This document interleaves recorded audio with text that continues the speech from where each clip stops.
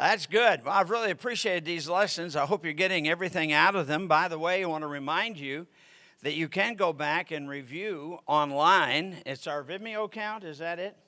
The Vimeo account, you can go back and you can review, so you can look at them as many times as you want to look at them. But this has just been tremendous, and I appreciate all the work that Brother Brian's put into it. So he's going to come at this time, and let's have another lesson. So I apologize that we've had some intermittent projector up here. Glad I didn't see that the first time it happened. It thrown me into a tizzy a little bit there, but at the end of today's class, we're going to be a little more than halfway through, and so we're moving through this pretty quickly. I bought several different sets of maps for this class just to find the ones that fit the best for the various things we're looking at, and I'm pretty pleased with the ones we have today. I think they're very helpful in tracing the steps of the Ark of the Covenant and the timeline of David and Saul. We're only going to hit these men briefly because we've got so much to cover. And we've spent a little bit of time on some significant places that most people might not know about: Hatzor and Gilgal and Hebron so much, Kirjath Arba. Today we're going to start with Shiloh, which is located along the Central Ridge. It's in the midst of a lot of other significant places. Beginning at the north on this map, if it's up, you can see Jezreel, and then coming down to Shechem, we've looked at Shiloh, Bethel, Ramah, which is where Samuel lives, as we'll see in a minute, and Bethlehem. Just north of Bethlehem is Jerusalem, which is not on the map because at this particular time it's still a Jebusite city. And David's going to take that city during his lifetime. And Shiloh is in the hill country of Ephraim and was the place of worship during the time of the judges. They had set up more of a permanent structure there. They built a stone structure for the tabernacle, which had replaced the tent they had been using, because there are references in 1 Samuel to doorposts and doors. And so we're beginning in 1 Samuel today, if you want to open your Bible to that. And these maps are pretty well in order. But the house of God was at Shiloh for 369 years during the time of the judges. And that's where it was when Hannah prayed for a son. It says in 1 Samuel 1:25, talking about Hannah presenting Samuel. And they slew a bullock and brought the child to Eli. And she said, "O my Lord, as thy soul liveth, my Lord, I am the woman that stood by thee here praying unto the Lord. For this child I prayed, and the Lord hath given me my petition which I asked of him. Therefore also I have lent him to the Lord. As long as he liveth, he shall be lent to the Lord." And he worshiped the Lord there at Shiloh. And beginning in 2017, an Associates for Biblical Research team renewed excavations at Shiloh, and they discovered a building that matches the tabernacle's time frame and dimensions. Its walls survived to a height of 6 feet, and the building is divided into 2 rooms on a 2-to-1 ratio, like the tabernacle's holy place and holy of holies. And this is a clip from a high-tech hologram presentation. With each passing year, Israel becomes more and more touristy with a lot of fancy stuff. My first trip there was in 2010, and it's changed a lot since then. But as the years go by, they add a lot of stuff like this. Let's see. After entering the Holy Land, Joshua established the tabernacle of Shiloh. The shame of the tabernacle was built on a stone foundation and on beams, covered by layers of fabric. Anyway, you can kind of get the idea of what you will now see as you go to a lot of these places in Israel. This drone footage shows the visitor center there in the center of all those excavations. And so you can kind of see what that looks like up in that hill country there in Ephraim. Samuel was called to be a prophet, 1 Samuel 3:19. And Samuel grew, and the Lord was with him, and did let none of his words fall to the ground. And all Israel, from Dan to Beersheba, we've learned that phrase, knew that Samuel was established to be a prophet of the Lord. And the Lord appeared again in Shiloh, for the Lord revealed himself to Samuel in Shiloh by the word of the Lord. And so as you see Shiloh in the north here, then Bethel, Mizpah, and Ramah. And it says in 1 Samuel 7:15, and Samuel judged Israel all the days of his life, and he went from year to year in circuit. And I think this is important for you to see here where this is located, to Bethel and Gilgal, which we spent a good bit of time on, and Mizpah, and judged Israel in all those places. And his return was to Ramah, for there was his house, and he judged Israel, and there he built an altar to the Lord. And Samuel was the last judge of Israel. After Samuel, the people demanded a king, and of course they got Saul. And we're only going to cover just a couple of spots from Samuel's lifetime. The Battle of Aphek is very significant in that is where the Ark of God was taken from Israel, and it will not be restored to Israel until David comes on the scene.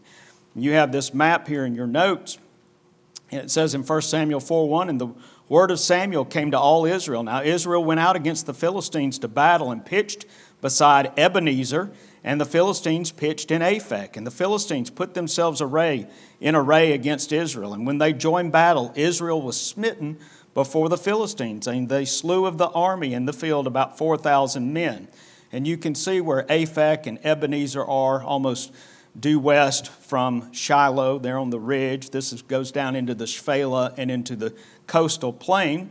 But so because they lost, they decided to bring the ark into the battle.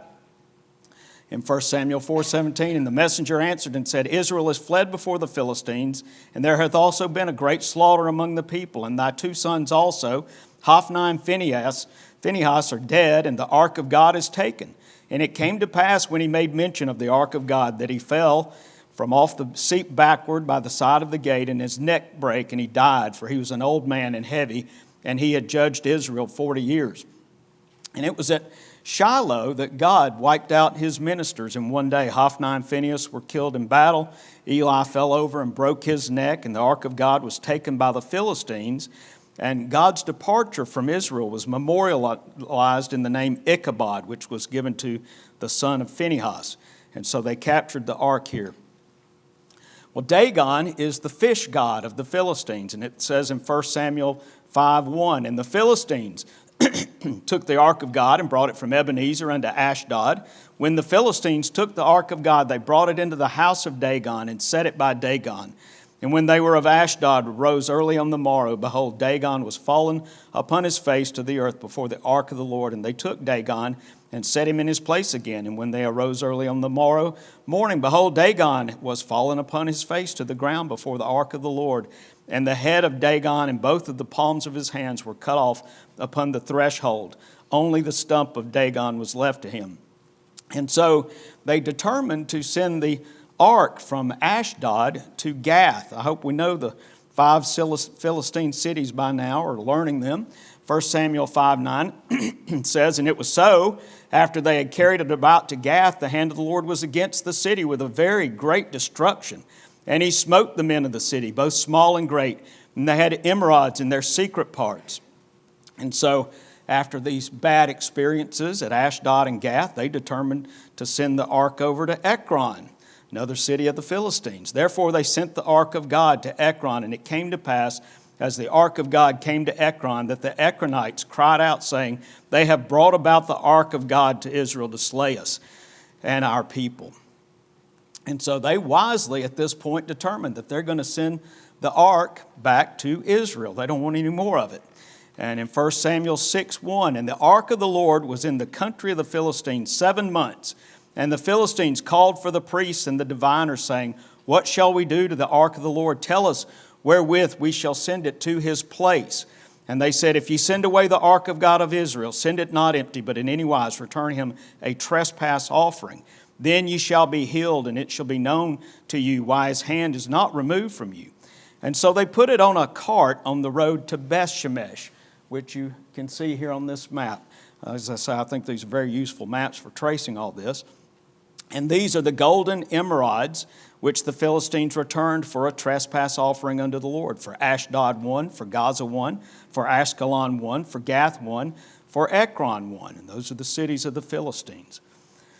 And in 1 Samuel 6:19, and he smote the men of Bethshemesh, Now these are Israelites, because they had looked into the ark of the Lord. Even he smote of the people 50,000 and 70 men. And the people lamented, because the Lord had smitten many of the people with a great slaughter. And the men of Bethshemesh said, Who is able to stand before this holy Lord God? And whom shall he go up from us? And they sent messengers to the inhabitants of Kirjath-jearim, which we have seen previously. The Philistines have brought again the ark of the Lord. Come ye down and fetch it up to you. And we learned in an earlier lesson that Kirjath-jearim was one of the original cities of the Gibeonites, who deceived the Israelites with moldy bread and old wine. And we have mentioned already that Jerusalem at this time is still in the hands of the Jebusites. And in 1 Samuel 7, verse 1, and the men of Kirjath-jearim came and fetched up the ark of the Lord and brought it into the house of Abinadab in the hill, and sanctified Eleazar his son to keep the ark of the Lord. And it came to pass, while the ark abode in Kirjath-jearim, that the time was long, for it was 20 years, and all the house of Israel lamented after the Lord. And a little while later, David's going to come down and bring it up. We are now going to move to Saul for a little bit and pick up just a very few of the locations in his life. Samuel was old, and his sons were corrupt judges in Israel. His sons were in Beersheba, and the people demanded a king. It says in 1 Samuel 8, And it came to pass when Samuel was old that he made his sons judges over Israel. Now the name of his firstborn was Joel, and the name of his second Abiah, and they were judges in Beersheba. And his sons walked not in his ways, but turned aside after lucre, and took bribes, and perverted judgment. Then all the elders of Israel gathered themselves together, and came to Samuel unto Ramah, and said unto him, Behold, thou art old, and thy sons walk not in thy ways. Now make us a king to judge us like all the nations. And in 1 Samuel 8:6, but the thing displeased Samuel. And when they said, Give us a king to judge us. And Samuel prayed unto the Lord, and the Lord said unto Samuel, Hearken unto the voice of the people in all that they say unto thee. For they have not rejected thee, but they have rejected me, that I should not reign over them. Nevertheless, the people refused to obey the voice of Samuel, and said, Nay, but we will have a king over us, that we may also be like the nations, and that our king may judge us, and go out before us, and fight our battles. And Samuel heard all the words of the people, and he rehearsed them in the ears of the Lord. And the Lord said to Samuel, Hearken to their voice, and make them a king. And so here's where we're going to pick up Saul's introduction here. Saul lived in Gibeah, which is located in the tribe of Benjamin. It's not far from Gibeon, the city that caused Joshua so much trouble. You can see it on the map here. They're in proximity to one another. And of course, you may remember that the asses of Saul's father were lost, and he sent Saul and a servant to find them. And they're out for several days, and just before they go home, the servant suggested going to see Samuel to see if he could guide them. And of course, the Lord had already spoken to Samuel about Saul. In 1 Samuel 9:15, Now the Lord had told Samuel in his ear a day before Saul came, saying, Tomorrow about this time I will send thee a man out of the land of Benjamin, and thou shalt anoint him to be captain over my people Israel, that he may save my people out of the hand of the Philistines. For I have looked upon my people, because their cries come unto me. And when Samuel saw Saul, the Lord said unto him, Behold the man whom I spake to thee of, the same shall reign over my people. And in 1 Samuel 10:1, Then Samuel took a vial of oil and poured it on his head, and kissed him, and said, Is it not because the Lord hath anointed thee to be captain over his inheritance? And in verse 26, And Saul also went home to Gibeah, and there went with him a band of men whose heart God had touched. But the children of Belial said, How shall this man save us? And they despised him, and brought him no presents, but he held his peace. And we're going to look at mainly two things out of Saul's life, his high point and his low point. And his high point comes almost immediately in 1 Samuel 11:1. Then Nahash the Ammonite came up and encamped against Jabesh Gilead. Jabesh Gilead is over on the east side of the Jordan. We've seen it. It's in the land of Gilead, this region there. And Nahash and all the men of Jabesh said unto Nahash, Make a covenant with us, and we will serve thee.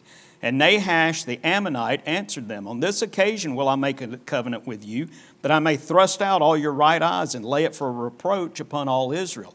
And the elders of Jabesh said unto him, Give us 7 days' respite, that we may send messengers unto all the coast of Israel, and then, if there be no man to save us, we will come out to thee. And again, you see that here on the map. The men of Jabesh Gilead sent a message to Saul in Gibeah to see if he would be able to provide help for them. And the Bible tells us that Saul called the people together and had a tremendous turnout. 300,000 men of Israel came and 30,000 men of Judah. And they sent word to Jabesh Gilead that they were on their way. And we read in 1 Samuel 11:11. And it was so on the morrow that Saul put the people in 3 companies, and they came into the midst of the host in the morning watch, and slew the Ammonites unto the heat of the day. And the people said unto Samuel, Who is he that said, Shall Saul reign over us? Bring the men that we may put them to death. And Saul said, There shall not a man be put to death this day, for today the Lord hath wrought salvation in Israel. Then came Samuel to the people and said, Come and let us go to Gilgal and renew the kingdom there.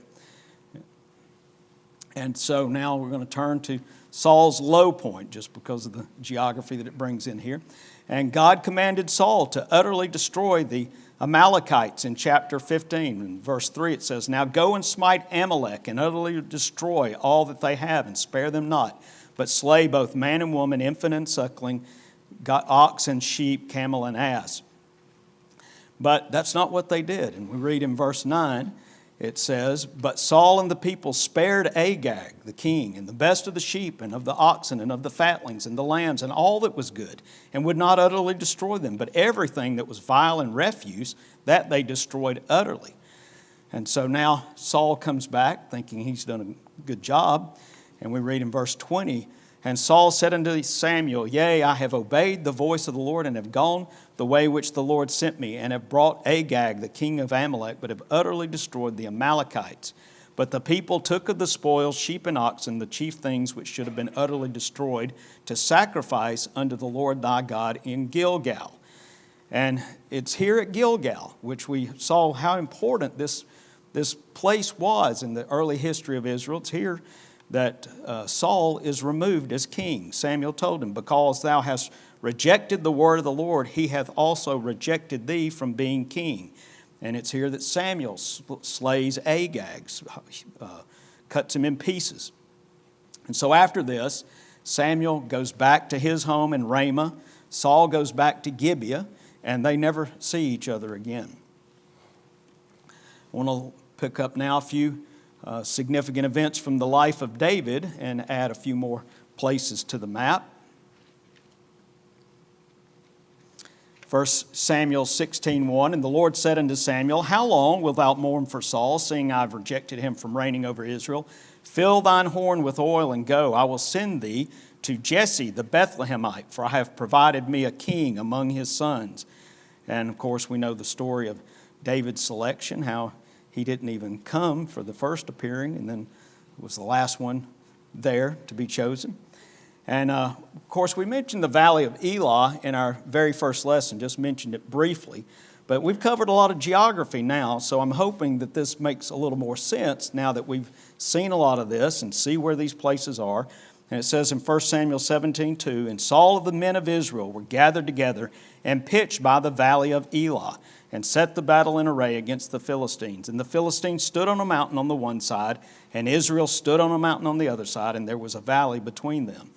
And if you look at that, we know what side the Philistines were on. This is looking directly east, and you see up the Elah Valley, the Israelites' camps over there. There's actually ruins up there on top of that hill of an Israelite place. And so you just see how that, over on the left, right below that, where the Israelites are, there's a stream that runs down from the top.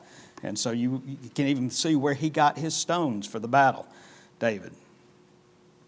And after David killed Goliath, this is the next scene here.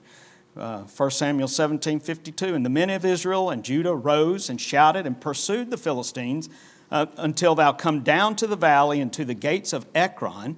And the wounded of the Philistines fell down by the way to Shaarim, even to Gath and unto Ekron, chasing them all the way back to their towns. And the children of Israel returned from chasing after the Philistines, and they spoiled their tents. And I include Gaza on this map just for perspective for how far down that would come to the southernmost city. But they chased them out of the valley of Elon over to Ekron and Gath. And then you no doubt remember that Saul wanted David killed because David had killed thousands. David had killed tens of thousands where Saul only has thousands. And so this is a very good map for following along how this went and cover the areas of David's life here. You see that David served Saul first in his palace at Gibeah. And to the left, you see the bubble on that map that shows David fleeing to Samuel in Ramah. And Jonathan, of course, at first doesn't believe his father wants him dead, but finally becomes convinced of that and warns him. That's marked in number 3, which is up at the top right under the point number 1. And so at this point, David flees to Nob, where Ahimelech the priest was. And he gets food and a sword, Goliath's sword from Ahimelech. And while at Nob, though, Doeg the Edomite, he's an Edomite, okay, so he's not fully Israelite there. He's got his own agenda.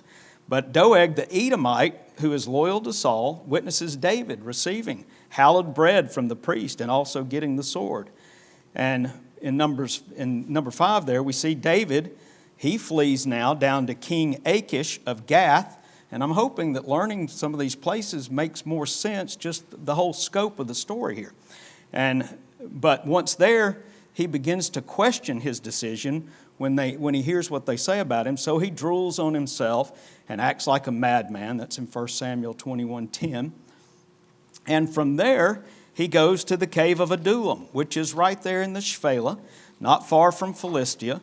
And you can see that on the map where he's going to hide out. And it says in 1 Samuel 22:1, David therefore departed thence and escaped to the Cave of Adullam. And when his brethren in his father's house heard it, they went down thither to him. And point 6 notes that he begins now to amass a personal army. You see in verse 2. And everyone that was in distress, and everyone that was in debt, and everyone that was discontented gathered themselves unto him, and he became a captain over them, and there were with him about 400 men. And then in number 7, point 7 here on the map, you see the east side of the Dead Sea. And from there, he takes his parents and places them under the protection of the king of Moab. And you may remember that Ruth, his great-grandmother, was a Moabitess. And so there's a natural affinity there, most likely. And in 1 Samuel 22:3, and David went thence to Mizpah of Moab. And we know that Mizpah means lookout or watchtower. We've already seen 3 or 4 Mizpahs in the land. And he said unto the king of Moab, Let my father and my mother, I pray thee, come forth and be with you till I know what God will do for me. And he brought them before the king of Moab, and they dwelt with him all the while that David was in the hold. And even this statement here, in the hold, is interesting. The word hold is translated from the Hebrew word stronghold, which is the word Masada in Hebrew. So it's very likely that he was hiding out at what we know as Masada. And that's that. It's right down there on the Dead Sea. And there's 2 ways you can get up to Masada. You can hike up the backside, or you can ride a cable car up to the front side. Well, I didn't know there was 2 ways to get up the first time I drove there. So we ended up hiking 50 floors to the top. But I'm not doing that again. And the prophet Gad said unto David, Abide not in the hold, Masada. Depart and get thee into the land of Judah. Then David departed and came into the forest of Hereth. And you'll see that on your map as well. We're going to refer back to it in a minute. And at this point, Saul begins to show his badness over this thing of trying to catch David.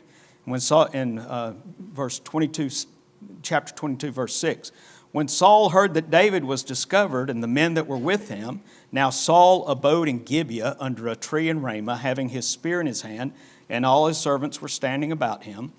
Then Saul said unto his servants that stood about him, Hear ye now, ye Benjamites, Will the son of Jesse give every one of you fields and vineyards, and make you all captains of thousands and captains of hundreds? That all of you have conspired against me, and there is none that showeth me that my son hath made a league with the son of Jesse? And there is none of you that is sorry for me, or showeth unto me that my son hath stirred up my servant against me, to lie in wait as this day? Of course, all of this is outlandish, but this is where his mind is now. And Doeg accuses the priest of conspiracy with David. 1 Samuel 22:9, then answered Doeg the Edomite, which was set over the servants of Saul, and said, I saw the son of Jesse come to Nob, to Ahimelech, the son of Ahitub. And he inquired of the Lord for him, and gave him victuals, and gave him the sword of Goliath the Philistines. And the king said unto the footmen that stood about him, turn and slay the priests of the Lord. What a heinous thing for Saul to do, because their hand also is with David, and because they knew when he fled and did not show it to me. But the servants of the king would not put forth their hand to fall upon the priests of the Lord. And the Lord said to Doeg, turn thou, and the king said to Doeg, turn thou and fall upon the priest. And Doeg the Edomite turned, and he fell upon the priest, and slew on that day 85 persons that did wear a linen ephod, 85 priests. And he didn't just kill the priests that day.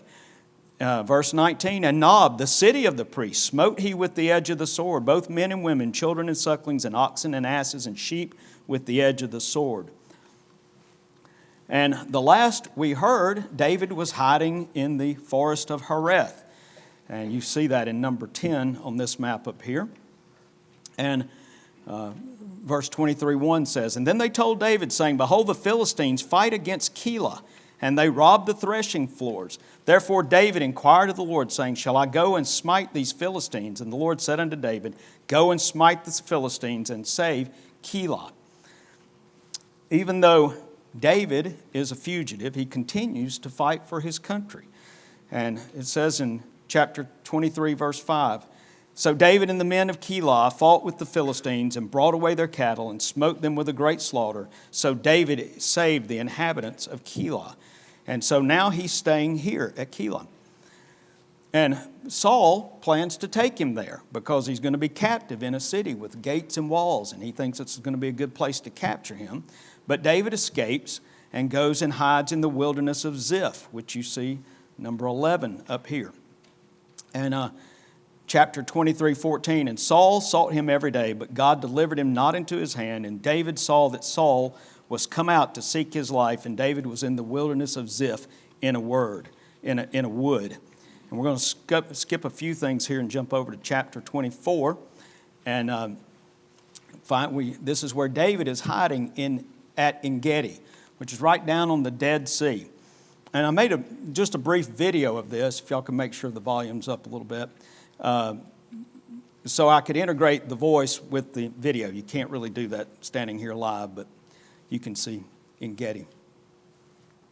At the beginning of the class, we pointed out that Bible geography falls within the larger category of Bible evidences or apologetics. And if we go to En Gedi today, we will find it exactly as it is described in Scripture, which is an evidence that we can trust our Bibles. These things were written about 3,000 years ago. Today, it is still the spring of the wild goats, which is what En Gedi means. In 1 Samuel 24:1 and 2, we read, and it came to pass, when Saul was returned from following the Philistines, that it was told him, saying, behold, David is in the wilderness of En Gedi. Then Saul took 3,000 chosen men out of all Israel, and went to seek David and his men upon the rocks of the wild goats. Today you will still see the ibex or the wild goat perched on the rocky hillsides. The beautiful spring of En Gedi is still there, producing life in the desert just as it has been since David's day and before. En Gedi is also famous for the rock hyrax or coney, which scamper around the hillsides in the spring. Today, En Gedi is the equivalent of a national park, and about 1 million people a year visit there. There's a kibbutz at En Gedi, and you can join the residents there for a meal, or you can eat in the much fancier hotel restaurant. The weather is usually nice year-round. It only gets down to about 40 degrees in winter and usually doesn't get above an arid 90 degrees in the summer. The kibbutz operates a 25-acre botanical garden housing over 900 plant species from around the world. It is the only populated botanical garden in the world with the 500 residents of the kibbutz. This photo of ripe lemons was taken in December. As the crow flies, En Gedi is just over 10 miles from Masada, or the hold where David hid for a time. But of course, En Gedi is most famous for the fact that it was here that David cut off Saul's skirt to prove to Saul that he could have taken his life and that he was not Saul's enemy. As we study the geography of these events, perhaps these few pictures will help you as you imagine these scenes from the Bible. And chapter 25 opens with the death of Samuel, and David now moves to Gath and takes up with the Philistine king Achish. And he proves to be a very reliable ally of Achish, and Achish allows him to stay in the land of the Philistines. And this is makes strange bedfellows here, but please note on this that the location of Ziklag is uncertain, but it's definitely in this area right down here where it's indicated, between Gaza and the Dead Sea, Judean wilderness there. And but it's right there. In 1 Samuel 27:5, and David said unto Achish, if I have now found grace in thy sight, let them give me a place in some town in the country that I may dwell there. For why should I, thy servant, dwell in the royal city with thee? Then Achish gave him Ziklag that day. Wherefore Ziklag pertaineth unto the kings of Judah unto this day. And the time that David dwelt in the country of the Philistines was a full year and 4 months. And in the latter part of chapter 27, the king noticed that David and his men were missing for several days. And when they came back, King Achish asked David where they had been. And David told him that they had been fighting against the Israelites. But they had not been fighting against the Israelites. They had been destroying Amalekites down in the south. And this caused Achish to believe that he could really put his trust in David. And it says in 1 Samuel 27:12, and Achish believed David, saying, he hath made his people Israel utterly to abhor him. Therefore he shall be my servant forever. And the last 4 chapters of 1 Samuel bring about the tragic end of Saul. And it says in chapter 28 that the Philistines were making plans now to go to war against Israel. And this is going to be up in the Jezreel Valley. And Achish intends to take David with him. In chapter 28, verse 1, and it came to pass in those days that the Philistines gathered their armies together for warfare to fight with Israel. And Achish said unto David, know thou assuredly that thou shalt go out with me to battle, thou and thy men. And David said to Achish, surely thou shalt know what thy servant can do. And Achish said to David, therefore I will make thee keeper of mine head forever.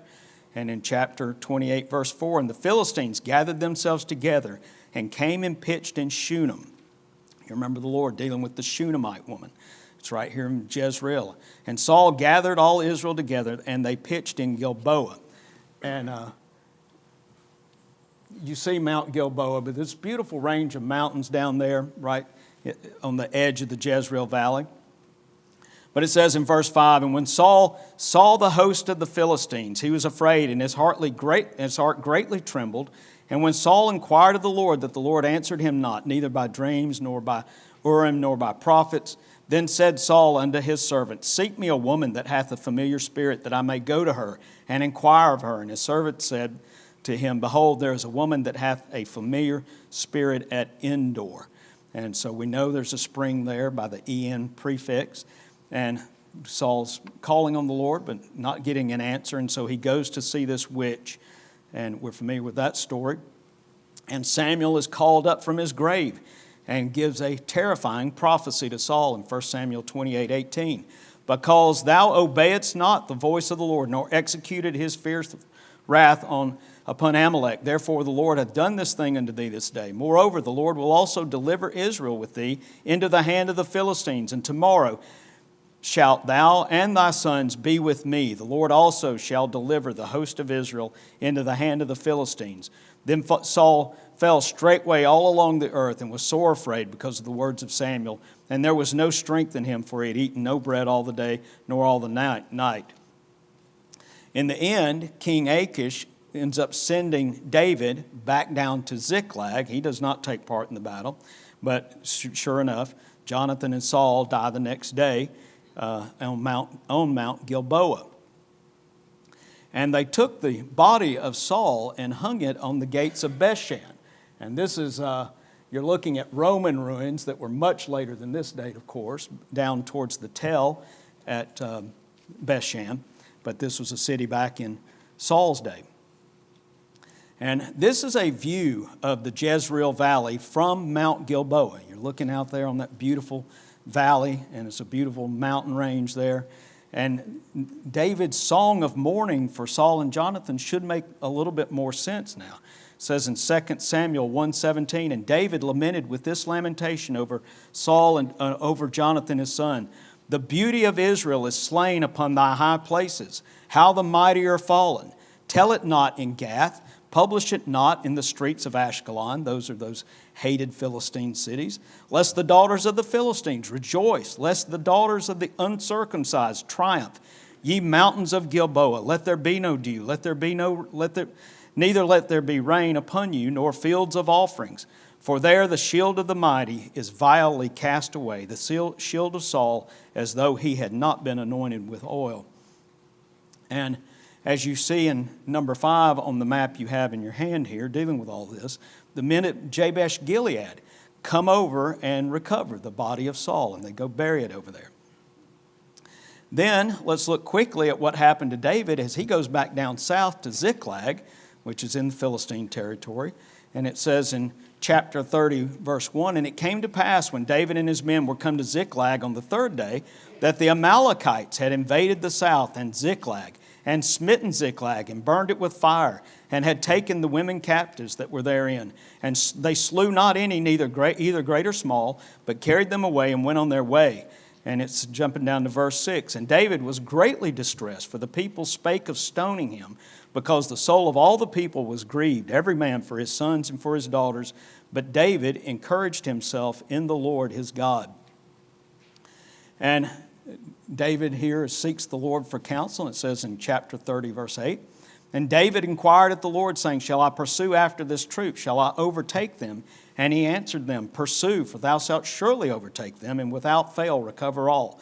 So David went, he and the 600 men that were with him, and came to the brook Besor, which you can see on your map, where those that were left behind stayed.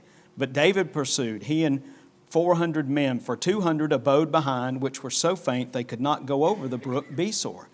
And you'll remember they capture an Egyptian servant there of an Amalekite, and he was left behind sick, and they asked him, and he just very quickly told them everything they wanted to know about where the Amalekites had gone.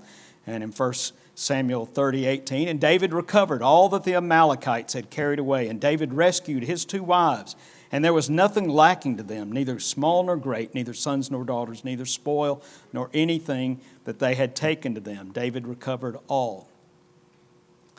And we are now going to pick it up in 2 Samuel with the reign of David, as he's going to come into his own here.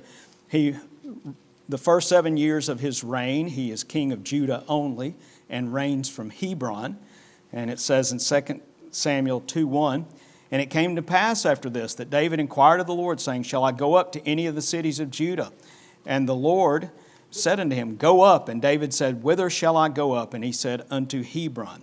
And so he begins his reign in Hebron, but he already has a rival at this point. Saul's captain Abner had set up Ishbosheth as king in Mahanaim, and that's located there on the east side of the Jordan. We've already been introduced to Mahanaim through Jacob being there. And so Ishbosheth is ruling over Israel from there. And it says in verse 8, but Abner, the son of Ner, captain of Saul's host, took Ishbosheth, the son of Saul, and brought him over to Mahanaim, and made him king over Gilead, and over the Asherites, and over Jezreel, and over Ephraim, and over Benjamin, and over all Israel. And it says in chapter 3, verse 1, now there was long war between the house of Saul and the house of David, but David waxed stronger and stronger, and the house of Saul waxed weaker and weaker as they are ruling there from Mahanaim. Ultimately, Abner falls out with Ishbosheth over one of his women and determines to throw his lot in with David.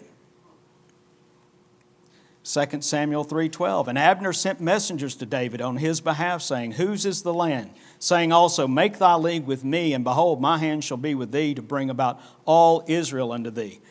And so Abner, in verse 20, so Abner came to David to Hebron, and 20 men with him. And David made Abner and the men that were with him a feast. And Abner said unto David, I will arise and go, and will gather all Israel unto my lord the king, that they make a league with thee, and that thou mayest reign over all that thine heart desireth. And David sent Abner away, and he went in peace. But this plan that they had made fell apart. Joab finds out what David has done, and he sends messengers to bring Abner back. And once there, Joab kills Abner because Abner had killed his brother Asahel. And Rechab and Baanah think they're going to do David a favor and kill Ishbosheth and behead him and bring his head to David, assuming that David would be pleased. But he had them killed for touching the king. It says in 2 Samuel 4, And David commanded his young men, and they slew them and cut off their hands and their feet and hanged them up over the pool in Hebron. But they took the head of Ishbosheth and buried it in the sepulchre of Abner in Hebron. And we've looked at a lot of prominent Bible cities to this point, including Megiddo and Shechem and Shiloh and Gilgal. But I do want to mention a little bit here about Jerusalem, as it is during the life of David that Jerusalem comes to prominence in the nation of Israel and will be for the rest of eternity. You're looking at a model of Jerusalem in David's day. The view would be from the east here on the Mount of Olives. At the bottom of that picture would be the Kidron Valley. And David is the man who establishes the house of the Lord in Jerusalem. Prior to that, the ark had been at Shiloh, and now he's going to bring it to Jerusalem, making this the center of all Jewish worship. And we know that Abraham offered Isaac on Mount Moriah, which is the first mention in Scripture of this spot, and that's where the Temple Mount sits today.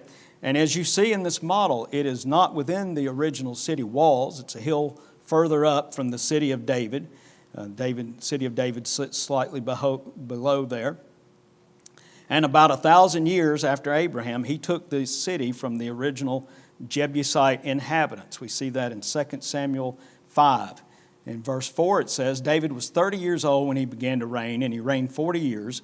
In Hebron he reigned over Judah 7 years and 6 months.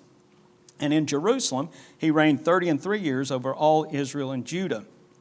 And in verse 6, And the king and his men went to Jerusalem under the Jebusites, the inhabitants of the land, which spake unto David, saying, Except thou take away the blind and the lame, thou shalt not come in hither, thinking David cannot come in hither.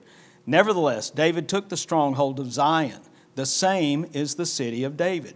So this is where David captures it. And David said on that day, Whosoever getteth up to the gutter and smiteth the Jebusites and the lame and the blind that are hated of David's soul, he shall be chief and captain. Wherefore they said, The blind and the lame shall not come into the house. So David dwelt in the fort and called it the city of David. And David built around about it from Millo and inward. And David went on and grew great, and the Lord God of hosts was with him. And 2 Samuel 5:11. And Hiram, the king of Tyre, sent messengers to David, and cedar trees, and carpenters, and masons. And they built David an house. And David perceived that the Lord had established him king over Israel, and that he had exalted his kingdom for his people Israel's sake. Now, the Philistines come against David, and they come and camp in the valley of Rephaim. And this is a valley that's south and west of Jerusalem. Other people show it slightly north of this. 2 Samuel 5:17 says, But when the Philistines heard that they had anointed David king over Israel, all the Philistines came up to seek David. And David heard of it and went down to the hold. The Philistines also came and spread themselves in the valley of Rephaim. And David inquired of the Lord, saying, Shall I go up to the Philistines? Wilt thou deliver them into mine hand? And the Lord said unto David, Go up, for I will doubtless deliver the Philistines into thine hand. And David came to Baal Perazim, and David smote them there, and said, The Lord hath broken forth upon mine enemies as the breach of waters. Therefore he called the name of that place Baal Perazim. And there they left their images, and David and his men burned them. And now David, of course, wants to bring the ark up to Jerusalem because it's been set aside down there from 20 years ago. And it says in chapter 6, verse 3, and they set the ark of God upon a new cart and brought it out of the house of Abinadab that was in Gibeah. And Uzzah and Ahio, the sons of Abinadab, drave the new cart. And they brought it out of the house of Abinadab, which was at Gibeah, accompanying the ark of God. And Ahio went before the ark. And David and all the house of Israel played before the Lord on all manner of instruments made of fir wood, even on harps and on psalteries and on timbrels and on cornets and on cymbals. And when they came to Nashon's threshing floor, Uzzah put forth his hand to the ark of God and took hold of it, for the oxen shook it. And the anger of the Lord was kindled against Uzzah, and Uzzah smote him there for his error, and there he died by the ark of God. And David was displeased because the Lord had made a breach upon Uzzah, and he called the name of that place Perez Uzzah to this day. And David was afraid of the Lord that day and said, how shall the ark of the Lord come to me? So David would not remove the ark of the Lord unto him to the city of David, but David carried it aside into the house of Obed-Edom the Gittite. And the ark of the Lord continued in the house of Obed-Edom the Gittite 3 months. And the Lord blessed Obed-Edom and all his household. And so for the remaining part that we're going to cover on David, I just want to highlight where the events took place. I'm going to be very short on time today.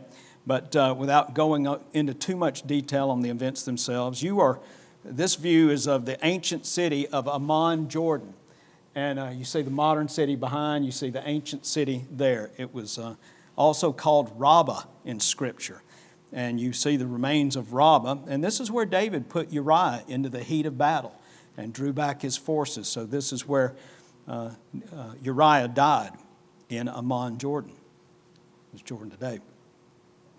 And it's in the land of the Ammonites, which we have well covered. And later, it's going to become part of the 10-city confederation known as the Decapolis in the New Testament. Bethshan is also one of those cities. In chapter 15, Absalom craftily steals the hearts of the people of Israel. And he sets himself up in Hebron and declares himself king. And 15 verse 12, and the conspiracy was strong, for the people increased continually with Absalom. And so David took his household and fled from Absalom. We're all very familiar with the story.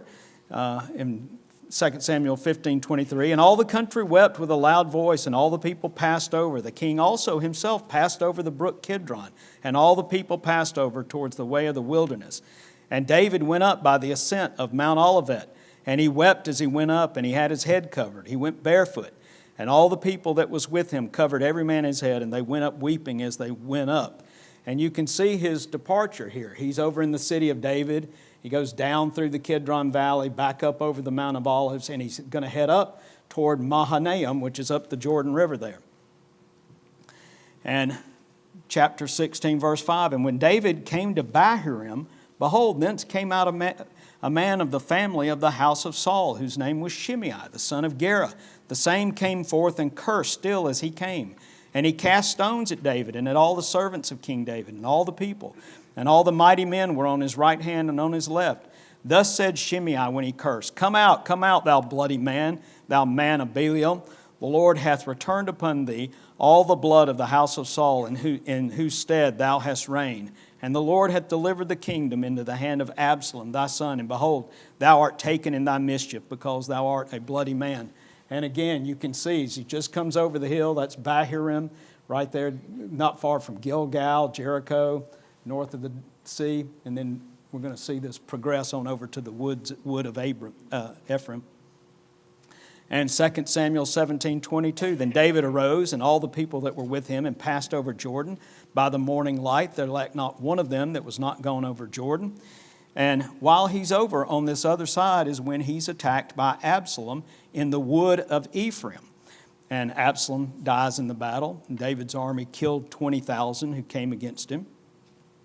And you may wonder why this battle would be considered in the woods of Ephraim if it's on the east side of the Jordan River.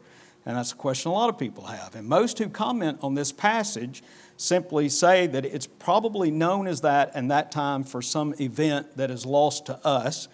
Barnes' note says, the wood of Ephraim, this would naturally be sought in the west of Jordan, but on the other hand, it seems certain that the scene of this battle was on the east of Jordan. And it was certainly on the east of Jordan. If you read all the passages there, they are on the east of Jordan. But the king gets the news about Absalom. And the king said unto Cushai, is the young man Absalom safe? And Cushai answered, the enemies of my lord the king, and all that rise against thee to do thee hurt be as that young man is. And the king was much moved, and went up to the chamber over the gate, and wept. And as he went, thus he said, O my son, would God I died for thee. O Absalom, my son. And chapter 19, verse 15. So the king returned and came to Jordan, and Judah came to Gilgal to go meet the king, to conduct the king over Jordan. And at the beginning of 1 Kings, David is dying, and we see the struggle for succession there. And I want to note where these events took place, because the proximity is probably a lot closer than we think. David's son Adonijah gathers his followers, and they declare him king at En Rogel. So there's a spring at En Rogel, which is just down the valley, just down the Kidron Valley from the city of David. And in 1 Kings 1:9, and Adonijah slew sheep and oxen and fat cattle by the stone of Zehuleth, which is by En Rogel, and called all his brethren the king's son, and all the men of Judah the king's servants. But God had already chosen Solomon to be king, and that was what David had said. And in 1 Kings 32:34, and King David said, call me Zadok the priest, and Nathan the prophet, and Benaniah the son of Jehoiada. And they came before the king. The king also said unto them, take with you the servants of your Lord, and cause Solomon my son to ride upon mine own mule, and bring him down to Gihon. And let Zadok the priest and Nathan the prophet anoint him there over Israel, and blow ye with the trumpet, and say, God save King Solomon. And so you see what close proximity these two events are that are taking place. They're right beside each other. That's a few minutes walk. But next week, we're going to begin our transition to the New Testament. We're going to look at some interesting sites, including the city of Nineveh, the city of Tyre, the city of Babylon, and the massive construction projects of King Herod as we transition to the New Testament. We're also going to go back to the spring at Gihon. Very interesting incident takes place there when the city's about to fall during Hezekiah's day. So thank you all for your attention today. We'll pray here. Lord, I do thank you for time to give these lessons, Lord. Just pray that we're capturing the information here, and then be a blessing and be used of your people, Lord. In the name of Jesus Christ, amen.